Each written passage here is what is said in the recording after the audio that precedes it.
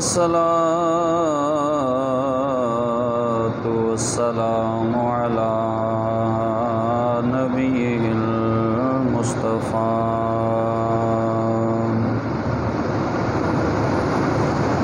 وعلى آله المجتبى وأصحابه نجوم الهدى. أما بعد فأعوذ بالله من الشيطان الرجيم. بسم الله الرحمن الرحيم.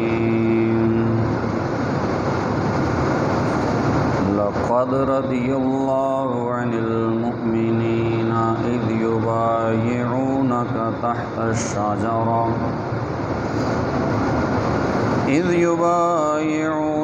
تحت الشجرة فعلم ما في قلوبهم فأنزل السكينة عليهم وأثابهم فتحا قريبا. آمنت بالله صدق الله مولانا العظيم وبلغنا رسوله النبي الكريم. إن الله وملائكته يصلون على النبي يا أيها الذين آمنوا صلوا عليه وسلموا تسليما. الصلاة والسلام عليك يا سيدي يا رسول الله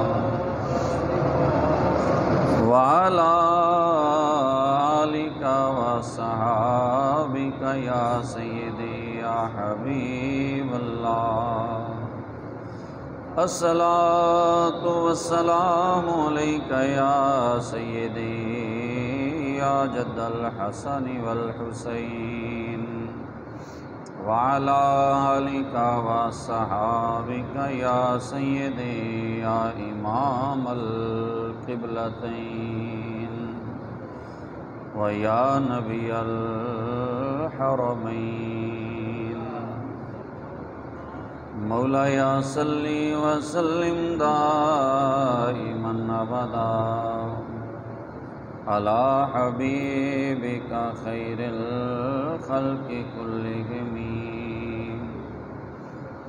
لي خمسة أطفي بها حر الوباء الحاطمة المصطفى والمرتضى وابناهما والفاطمہ. بندہ پروردگارم امت احمد نبی دوست دار چار یارم تابع اولاد علی مذہب حنفیہ دارم ملت حضرت خلیل خاک پائے غوث اعظم زیر سایہ ہر ولی.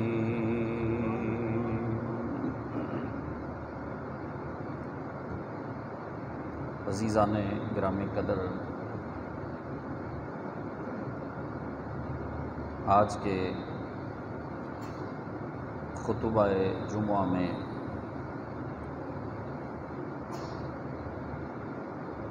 سورۃ الفتح کی ایک آیہ مقدسہ تلاوت کرنے کا شرف حاصل کیا ہے،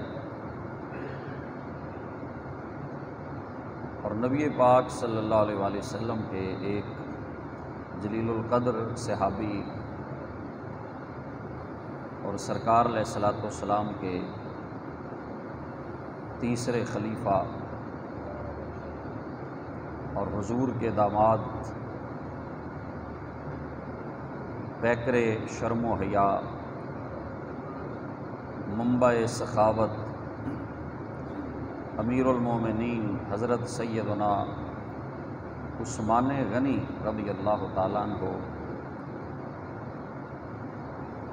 آپ کی عظمت و شان اور سیرت کے حوالے سے چند باتیں آپ کے گوش گزار کی جائیں گی۔ اللہ رب العزت ہمیں ایسی عظیم ہستیوں کی سیرت پر عمل کرنے کی توفیق عطا فرمائے۔ تو قرآن پاک کی بہت ساری آیات وہ حضرت سیدنا عثمان غنی رضی اللہ تعالیٰ عنہ کی فضیلت اور آپ کی عظمت پر دلالت کر رہی ہیں، اور کثیر احادیث، صحیح احادیث وہ حضرت عثمان غنی کی عظمت اور شان اور اصحاب رسول کی زندگیاں، ان کے اقوال، ان کے فرمودات، اور آج تک امت کا اس بات پر اتفاق ہے کہ حضرت عثمان غنی رضی اللہ تعالیٰ عنہ کو اللہ پاک نے بے شمار فضائل اور کمالات سے نوازا ہے۔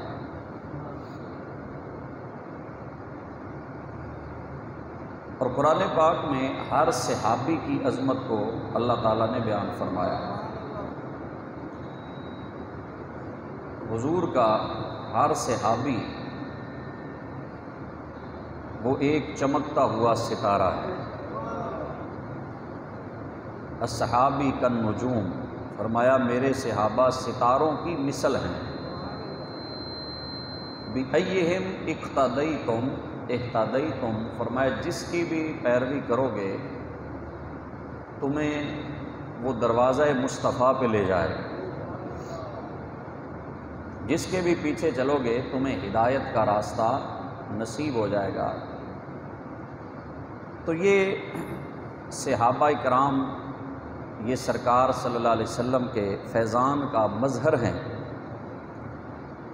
اور اگر ایک جملہ صحابہ کی عظمت کے بارے میں عرض کر دوں تو بات بڑی واضح ہو جائے گی کہ یہ وہ عظیم لوگ ہیں جنہوں نے قرآن صاحب قرآن سے سیکھا ہے۔ آج کوئی 4 کتابیں پڑھ کر یا کوئی تفسیر کی کتابیں پڑھ کر، کوئی سیرت کی کتابیں 4 پڑھ کر یا 4 عربی حرف پڑھ کے اصحاب رسول کے بارے میں غلط زبان استعمال کرے تو وہ جھوٹا ہو سکتا ہے، لیکن جس نے قرآن صاحب قرآن سے سیکھا ہے وہ غلط نہیں ہو سکتا۔ انہوں نے قرآن خود صاحب قرآن سے سیکھا ہے۔ اور ہم تو کئی واسطوں سے حدیث پڑھتے ہیں نا، کہ فلاں نے بیان کی، پھر فلاں نے بیان کی، ان فلاں نے ان فلاں نے، حدیث کی بڑی لمبی سند ہے ہم تک، لیکن وہ کان کتنے خوش بخت ہیں،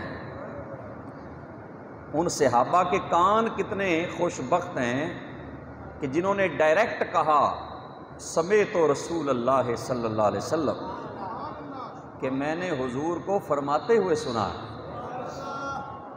رأیت رسول اللہ صلی اللہ علیہ وسلم یفعل، میں نے حضور کو ایسے کرتے ہوئے دیکھا ہے، میں نے حضور کو دیکھا ہے، میں نے حضور کو سنا ہے، یا مجھے حضور نے ایسے فرمایا ہے۔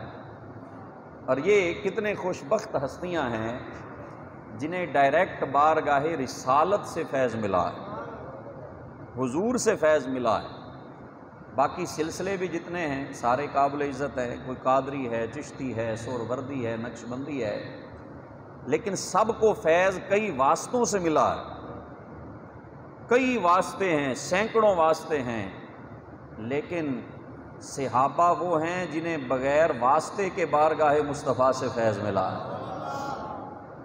حضرت سیدنا عثمان غنی رضی اللہ تعالیٰ عنہ، ان کی ایک فضیلت یہ ہے کہ یہ السابقون الاولون میں شامل ہیں، یعنی جو پہلے اسلام قبول کرنے والے، والسابقون الاولون من المہاجرین والانصار، یہ اولین کے اندر شامل ہیں۔ 39ویں مسلمان جو ہے نا، 39ویں مسلمان حضرت عثمان غنی ہیں۔ 39واں نمبر ہے مسلمان ہونے کا حضرت عثمان غنی کا۔ آج کوئی بھی مسلمان ہو تو وہ اس کو گنتی نہیں پتا، مجھ سے پہلے تو اربوں مسلمان گزر گئے ہیں، لیکن عثمان غنی کا مقام کیا ہے؟ ابھی 38 بندے مسلمان تھے، 39واں کلمہ پڑھنے والا عثمان غنی ہے۔ اور مہاجرین کے اندر باقی بہت سے صحابہ ہیں جنہوں نے ایک ہجرت کی ہے، لیکن حضرت عثمان غنی وہ ہیں جنہوں نے 2 ہجرتیں فرمائی۔ پہلی ہجرت حبشہ کی طرف مسلمان گئے، اس وقت حضرت عثمان حضور کی صاحبزادی حضرت رقیہ کے ساتھ دونوں ہجرت کر کے حبشہ میں گئے، بما گھر والی حضور کی صاحبزادی حضرت رقیہ کے ساتھ حضرت عثمان غنی ہجرت کر کے حبشہ میں گئے ہیں، دوسری ہجرت انہوں نے مدینہ کی طرف فرمائی ہے۔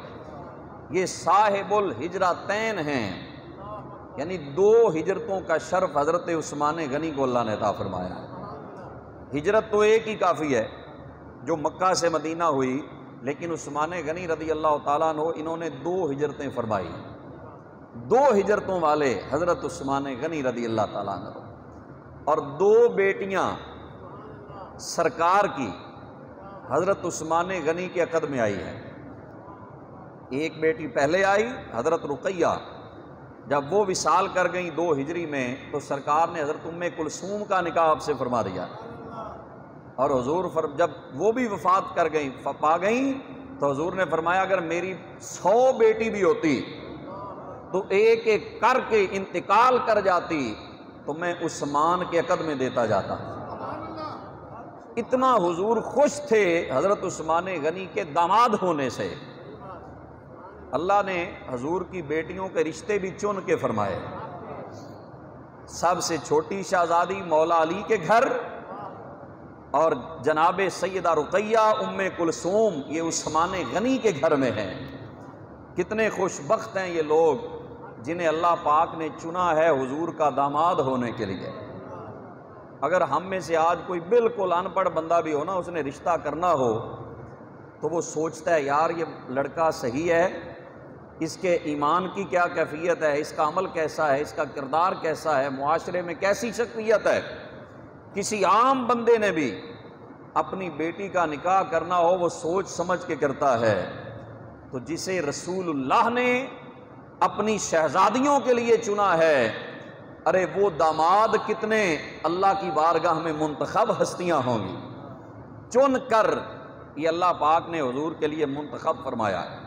اور زمانہ جاہلیت کے اندر جب لوگ شراب عام پیتے تھے اور بدکاری عام تھی، حضرت عثمان غنی فرمایا کرتے تھے میں نے زمانہ جاہلیت میں بھی نہ کبھی شراب پی ہے نہ زنا کیا ہے۔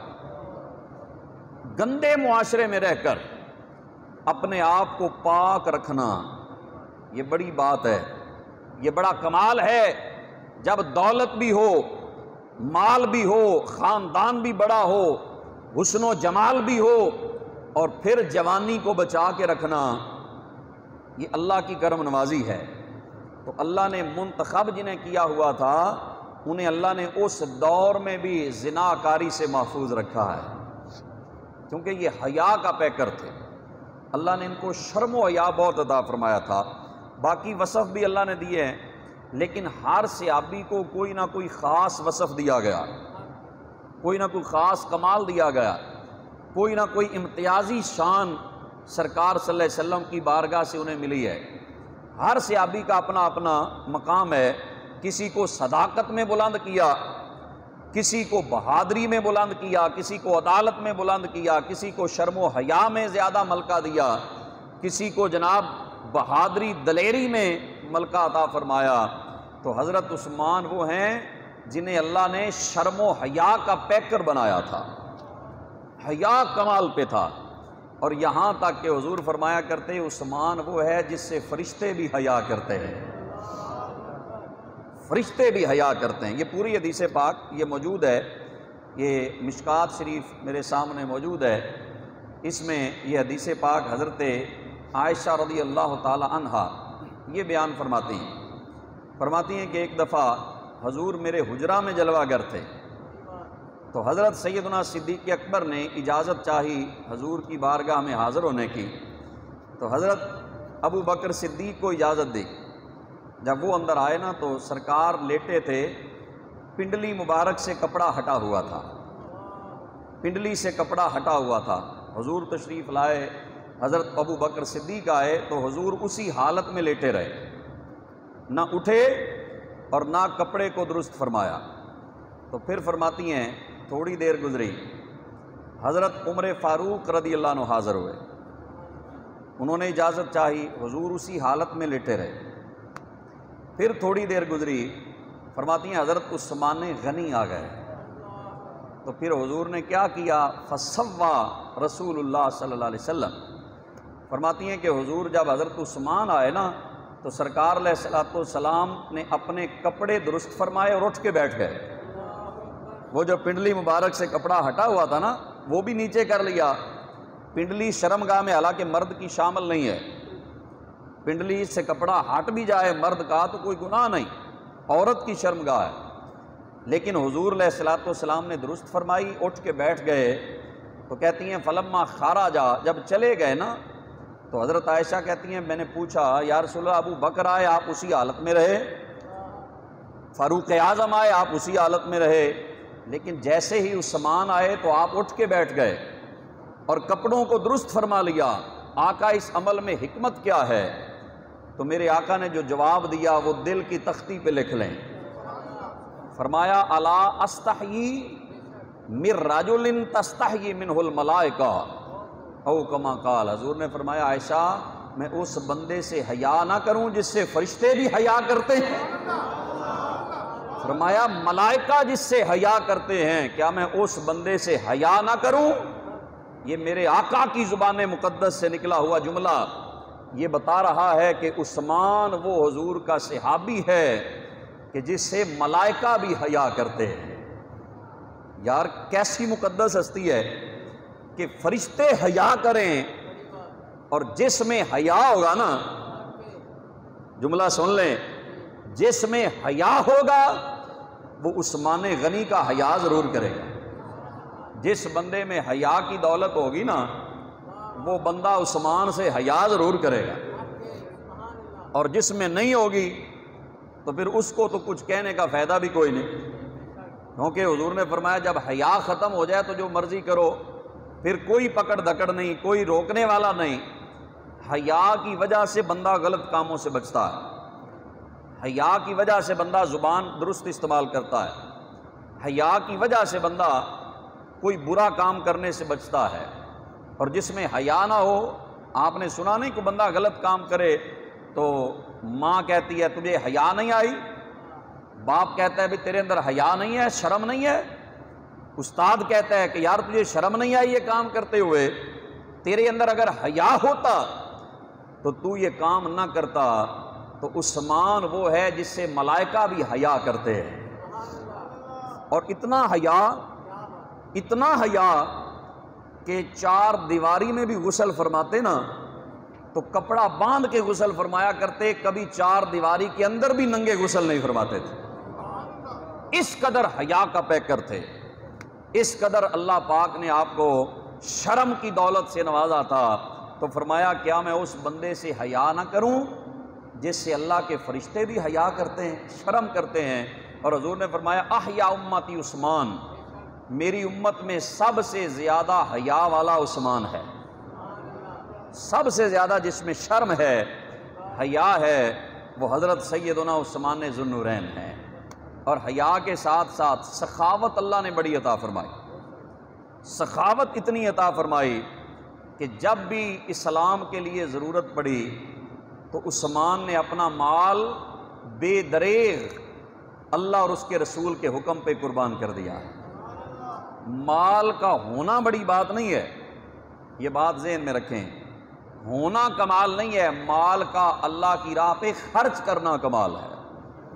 جب بھی دولت کی ضرورت پڑی، بلکہ ایک دفعہ حضرت عثمان حضور سے عرض کرتے ہیں یا رسول اللہ دعا کریں میں اس مال سے تنگ آ گیا ہوں۔ جتنی زیادہ دولت ہوتی ہے اتنی زیادہ بندے کی سوچیں بٹ جاتی ہیں، آقا زیادہ کاروبار زیادہ دولت ہے دعا کریں اللہ یہ دولت ختم کرے، میں بھی فقر کی زندگی گزاروں۔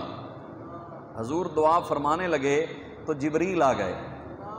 جبریل نے کہا یا رسول اللہ، اللہ فرماتا ہے یہ دعا نہ کریں، یہ دعا نہ کریں، کیونکہ اگر آپ نے کر دی تو پوری ہو جائے گی، اگر آپ نے یہ دعا کر دی تو دعا پوری ہو جائے گی اور عثمان کی دولت ختم ہو جائے گی۔ حضور یہ دعا نہ کریں، کیونکہ جب بھی دولت کی ضرورت پڑتی ہے دین کے لیے تو عثمان اپنا مال اللہ کی راہ پہ خرچ کر دیتا ہے۔ عثمان کون سا اپنی ذات کے لیے رکھتا ہے؟ جب بھی ضرورت پڑی ہے بے دریغ اللہ کے دین پہ قربان کر دیا ہے، بے دریغ خرچ کیا ہے، کبھی یہ نہیں سوچا بچا کے رکھوں، جب بھی ضرورت آئی اللہ کے دین پہ عثمان غنی نے خرچ کیا ہے۔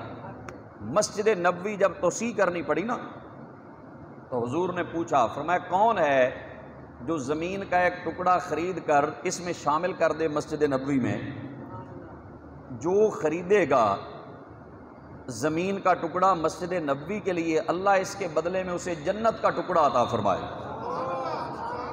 یہ سودا کوئی عام نہیں کر رہا، نبیوں کا امام کر رہا ہے۔ فرمایا ہے کوئی سودا کرنے والا کہ مسجد نبوی میں نمازی بڑھ گئے، پہلے چھوٹی تھی، پھر لوگ جوک در جوک اسلام میں آ رہے ہیں، جیسے جیسے مسلمان بڑھتے گئے نمازی بھی بڑھتے گئے، اب تو مسجدیں بڑی ہیں نمازی تھوڑے ہیں۔ وہاں جنہوں نے کلمہ حضور کے سامنے پڑھا ہو وہ یہ کیسے ہو سکتا تھا کہ جب مسجد نبوی سے حی علی الصلاۃ کی صدا آتی، حی علی الفلاح کی صدا آتی تو وہ گھر میں بیٹھے رہتے تو مسجد بھر جاتی۔ حضور نے فرمایا کون ہے جو یہ ٹکڑا خرچ کر کے اللہ کے راہ پہ وقف کر دے تو اس کے بدلے اللہ جنت کی زمین اسے عطا فرمائے گا۔ تو حضرت عثمان غنی کو اللہ نے یہ شرف بخشا کہ انہوں نے خرید کر وقف کر دی، مسجد نبوی اور بڑھ گئی۔ تو بھائی مسجد نبوی میں نمازیں بھی پڑھا کر، عثمان غنی کے لیے دعا بھی کیا کر۔ مسجد نبوی کی زمین جہاں تو نماز پڑھتا ہے، جہاں ایک نماز پڑھنے سے 50,000 نمازوں کا ثواب ملتا ہے، وہ پراپرٹی عثمان غنی نے وقف کی ہوئی ہے۔ حضرت عثمان غنی نے زمین کو اور بڑھا دیا اور اس کے اندر اضافہ کر دیا۔ مسجد نبوی کے اندر جب پانی کی ضرورت پڑی، پانی نہیں تھا مدینہ میں، آج تو پانی کے لیے آسانی ہے، اس وقت پانی بھی نہیں ملتا تھا، ٹھنڈا پانی اللہ کی بہت بڑی نعمت ہے، تو پانی نہیں ملتا تھا۔ تو حضور نے فرمایا کون ہے جو بیر روما یہ خرید کر اللہ کی راہ پہ وقف کر دے مسلمانوں کے لیے، وہ خود بھی پیے گا، مسلمان بھی پئیں گے، اس کے بدلے اللہ اسے جنت کا چشمہ عطا فرمائے گا۔ اب صحابہ کے دل میں بڑی تمنا تھی کہ کاش ہمارے پاس اتنی دولت ہوتی نا، ہم خرچ کر دیتے، لیکن فقر کا عالم تھا، اتنی دولت بہت کم لوگوں کے پاس پیسہ تھا، کم لوگ مالدار تھے، زیادہ تر فقراء تھے، زیادہ تر غریب لوگ تھے، لیکن دولت کے اعتبار سے غریب تھے، ورنہ ان جیسا امیر تو کائنات میں کوئی نہیں نا، جن کے پاس رسول اللہ سامنے جلوہ گر ہے۔ حضرت عثمان کو پتہ چلا، وہ سیدھے گئے اس یہودی کے پاس، وہاں سے وہ کنواں خریدا اور پرچی لکھوا لی۔ لکھوائی کس کے نام کی؟ حضور کے نام کی، کہ یہ کنواں جو خریدا ہے نا عثمان نے نہیں خریدا، یہ رسول اللہ نے خریدا، حضور خریدار ہیں اس کے۔ سرکار کی طرف سے پرچی بنوا کر واپس آئے، عرض کی حضور آپ نے اعلان فرمایا ہے کہ جو بیر روما خرید کر مسلمانوں کے لیے وقف کرے گا اسے جنت کا چشمہ ملے گا۔ حضور نے فرمایا ہاں۔ عرض کی حضور کوئی بھی ہوئے جو بھی خریدے؟ حضور نے فرمایا ہاں جو بھی خریدے۔ کہا حضور اگر میں ہی خرید کے دے دوں؟ تو فرمایا عثمان تجھے بھی وہی انعام ہے۔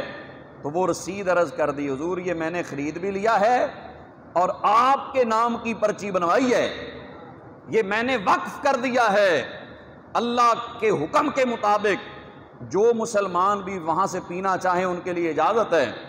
تو سرکار صلی اللہ علیہ وسلم نے اس وقت عثمان غنی کو جنت کا یہ ٹکٹ عطا فرمایا، جنت کا۔ حضرت عثمان نے تو جنت خریدی ہوئی ہے، ہمیں تو پتہ ہی نہیں کیا بننا ہے نا۔ جنہوں نے جنت خریدی ہوئی ہے ان کے جنتی ہونے میں شک کوئی نہیں۔ تو دولت کی جب بھی ضرورت پڑی اللہ کی راہ پہ خرچ کیا، شرم و حیا بھی اللہ نے کمال عطا فرمایا۔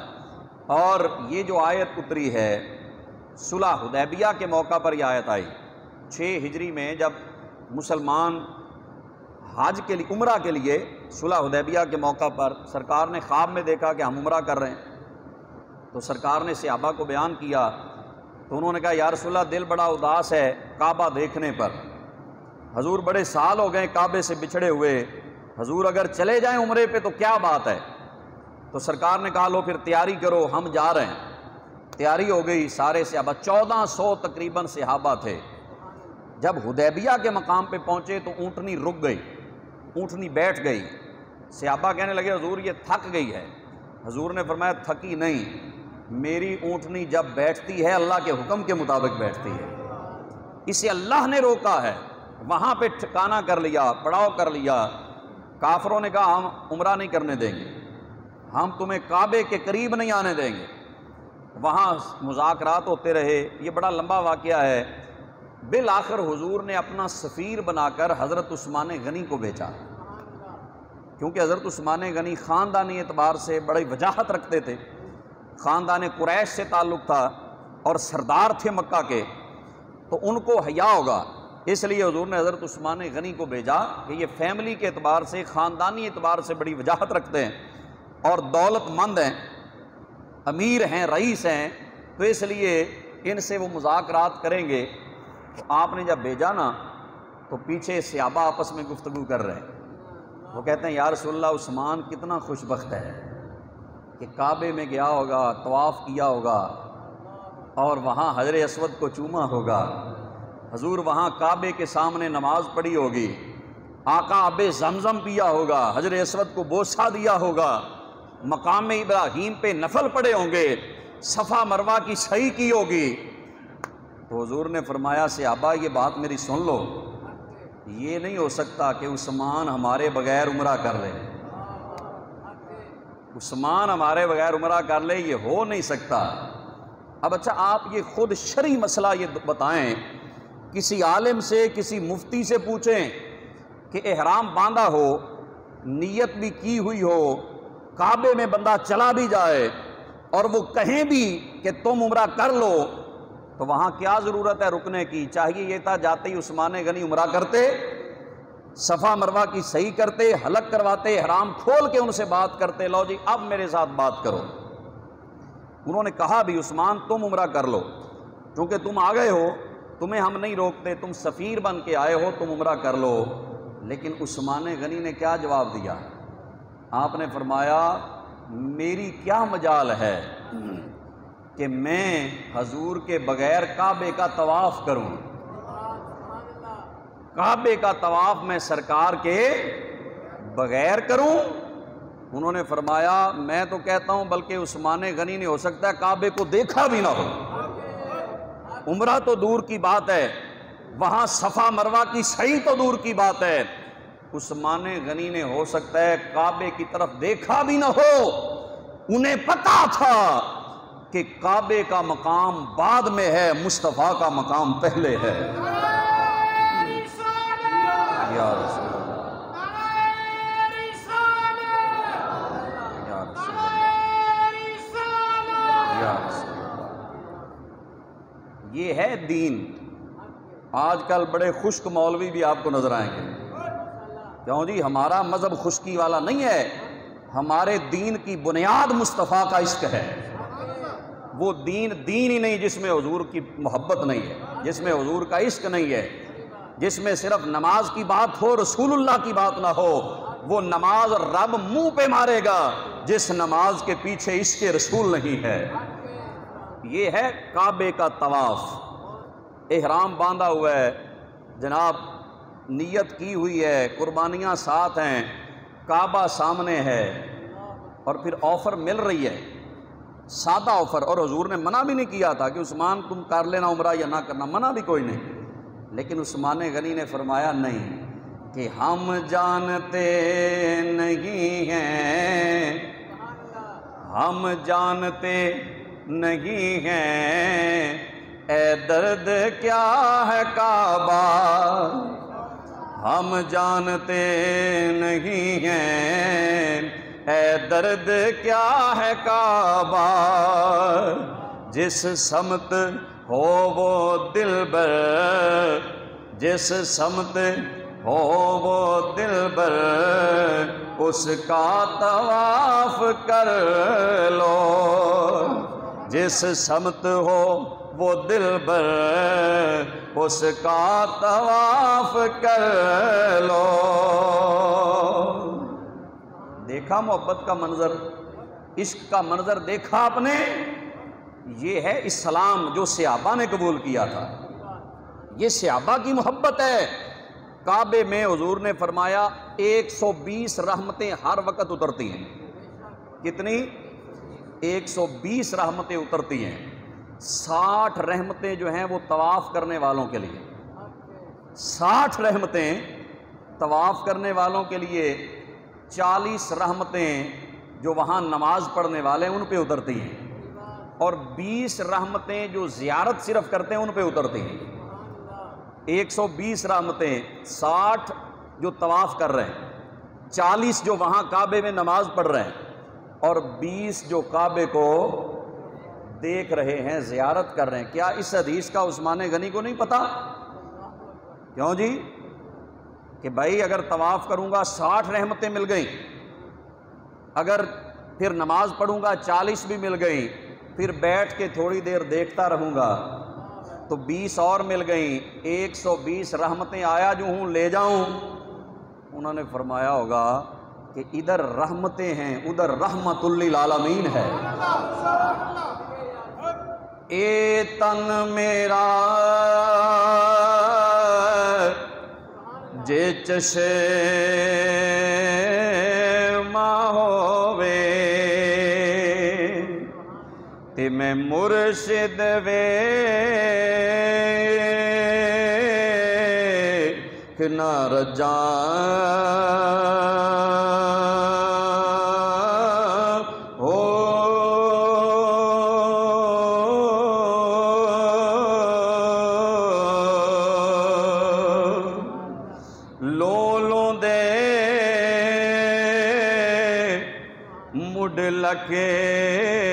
لک چشمہ تے ایک کھولا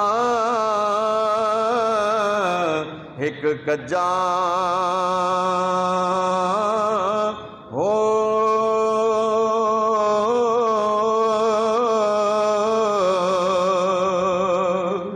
تے اتنا ڈٹھیاں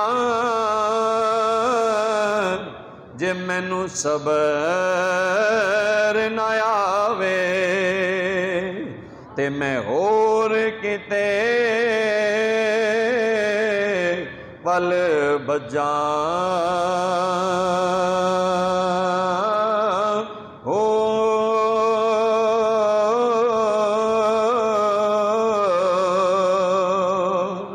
تے مرشد دا دیدار ہے باغو، کوئی مرشد دا دیدار ہے باغو تے مینوں لکھ کروڑا حجاں ہو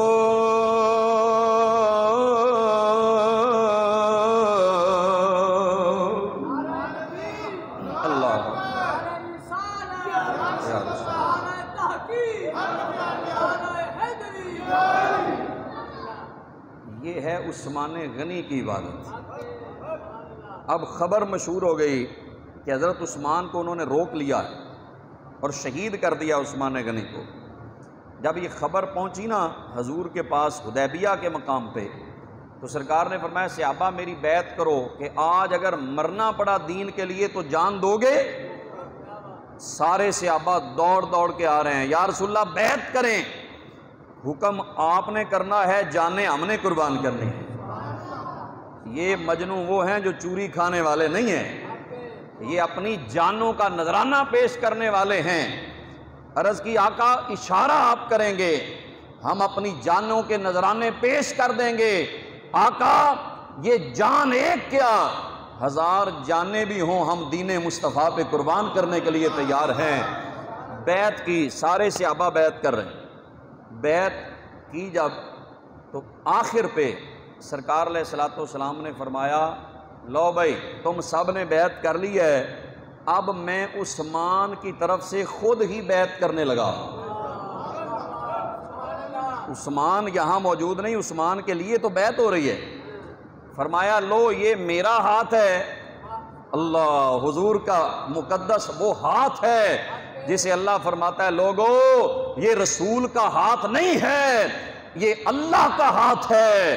ان الذین یبایعونک انما یبایعون اللہ، فرمایا محبوب جو تیری بیعت کر رہے ہیں یہ اللہ کی بیعت کر رہے ہیں۔ ید اللہ فوق ایدیہم، ان کو بتا دو کہ تمہارے ہاتھوں پہ اللہ کا ہاتھ ہے، تمہارے ہاتھوں پہ اللہ کا ہاتھ ہے، تمہارے ہاتھوں پہ اللہ کا ہاتھ ہے۔ یار جس کے ہاتھ کو اللہ اپنا ہاتھ کہے، ید اللہ فوق ایدیہم۔ اب حضور نے اپنے ایک ہاتھ کو اپنا فرمایا اور دوسرے کو فرمایا یہ عثمان کا ہاتھ ہے، لو بھی عثمان نے بھی بیعت کر لی۔ عثمان بیعت والے شرف سے پیچھے نہیں رہا، فرمایا عثمان نے بھی بیعت کر لی ہے۔ جب حضور نے بیعت لی نا سارے صحابہ سے، عثمان غنی نے بھی بیعت کر لی، تو پھر رب نے فرمایا لقد رضی اللہ عن المؤمنین اذ یبایعونک تحت الشجرہ، محبوب اللہ ان سارے مومنوں سے راضی ہو گیا۔ اذ یبایعونک تحت الشجرہ، جب انہوں نے درخت کے نیچے آپ کے ہاتھوں پہ بیعت کر لی ہے۔ محبوب وہ جو درخت ہے نا، درخت جس کے نیچے بیٹھے، اچھا ایک بات بڑی عجیب ہے، درخت کی بات کرنے کی کیا ضرورت ہے؟ اذ یبایعونک تحت الشجرہ، رب ویسے بھی فرما رہا تھا محبوب جب صحابہ نے تیری بیعت کی ہم راضی ہو گئے، لیکن فرمایا درخت کے نیچے، لقد رضی اللہ عن المؤمنین اذ یبایعونک تحت الشجرہ، اے محبوب درخت کے نیچے جب تو بیٹھا تھا۔ یہ اگر محبت سے جملہ سمجھ جائیں تو آپ کے دل کو ایک لذت محسوس ہوگی، یا اللہ یہ درخت کا کیا معاملہ ہے، تو ویسے کہہ دے اے محبوب جب تیرے صحابہ نے بیعت کی اللہ راضی ہو گیا، یا اللہ درخت کا ذکر کیوں ہو رہا ہے؟ فرمایا ہم بتانا چاہتے ہیں، ارے جس درخت کے نیچے میرا یار بیٹھتا ہے ہم اس درخت کا ذکر بھی قرآن میں فرما دیتے ہیں۔ یا رسول اللہ، یا رسول اللہ، پاس بہن پاس، یا نبی رسول کے، جس درخت کے نیچے میرا یار بیٹھا ہے اور جتھے ساڈا سونا بہ گیا ہے نا، فرمایا اے بوٹے نو بھی عام نہ سمجھے آجے، اے بوٹا بھی قرآن دی آیت بن گیا ہے۔ جس درخت کے نیچے ہمارا یار بیٹھ جائے نا، فرمایا ہم تو اس درخت کو بھی قرآن کی زینت بنا دیتے ہیں۔ اذ یبایعونک تحت الشجرہ، محبوب وہ وقت کیسا تھا جب تو درخت کے نیچے اپنے یاروں سے بیعت لے رہا تھا تو رب راضی ہو رہا تھا۔ تیرے یار تیرے ہاتھوں پر جب بیعت کر رہے تھے مرنے کے لیے تو رب ان پہ راضی ہو گیا۔ اذ یبایعونک تحت الشجرہ فعلم ما فی قلوبہم، فرمایا صرف اوپر سے بیعت نہیں انہوں نے کی، ہم ان کے دل کو بھی جانتے ہیں، ہم دل کی دنیا بھی جانتے ہیں۔ جتنے بھی بیعت کر رہے تھے نا سارے دل سے بیعت کر رہے تھے۔ اور فانزل السکینۃ بہم، پھر اللہ نے ان کے اوپر سکون کی کیفیت نازل فرما دی۔ یہ نہیں بیعت کر کے وہ بعد میں پریشان ہوئے کہ یار غلطی ہو گئی ہے، فرمایا نہیں، اللہ نے ان پر سکون نازل فرما دیا۔ وَأَصَابَهُمْ فَتْحًا قَرِيبًا، اور ان قریب اللہ انہیں بہت بڑی فتح عطا فرمائے گا۔ فتح ملنے والی ہے۔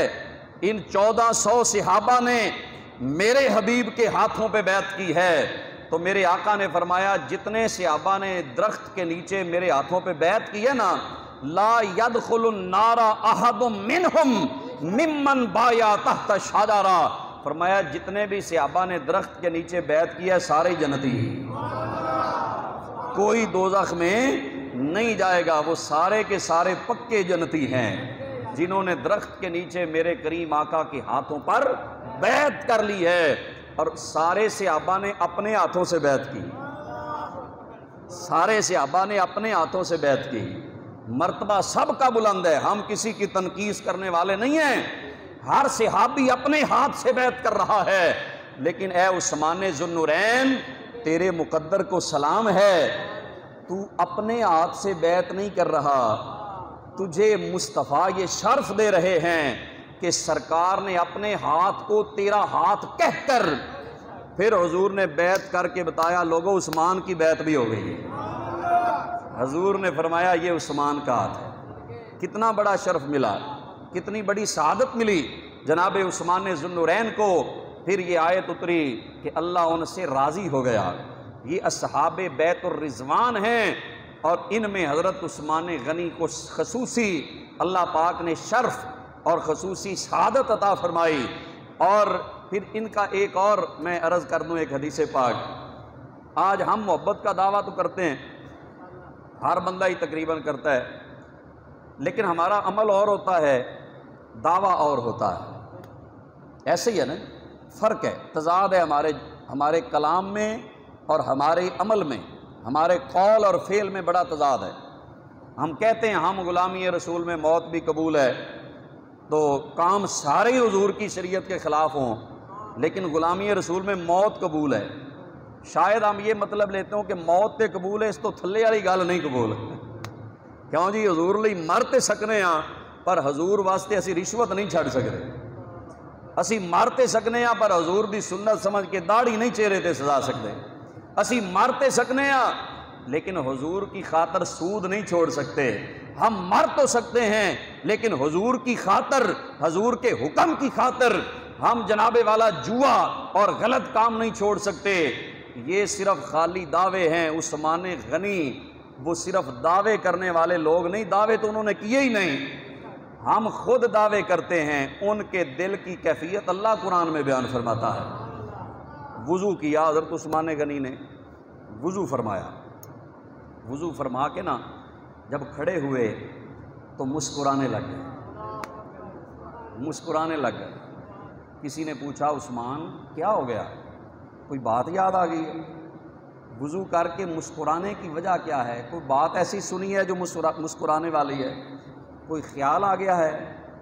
سنیے، حضرت عثمان غنی نے فرمایا نہیں، کوئی بات یاد نہیں آئی، کوئی ایسی بات میں نے نہ دیکھی ہے نہ سنی ہے، بس مجھے اپنے آقا کی ایک ادا یاد آ گئی۔ اسی جگہ میرے آقا نے وضو فرمایا تھا، اور وضو کرنے کے بعد میرے کریم نبی صلی اللہ علیہ وسلم اسی جگہ پر مسکرائے تھے، تو میرے دل نے کہا نماز محبت ادا کر رہا ہوں، کسی کی ادا کو ادا کر رہا ہوں۔ مسکرانے کی اور کوئی ریزن نہیں، مسکرانے کی اور کوئی وجہ نہیں ہے۔ مجھے وہ زمانہ یاد آ گیا جب حسنین کریمین کے نانا جان میرے کریم مصطفیٰ صلی اللہ علیہ وسلم اسی جگہ آپ نے وضو فرمایا تھا اور وضو فرما کے مسکرائے تھے۔ میں نے سوچا اپنے آقا کی سنت کو زندہ کر دیتا۔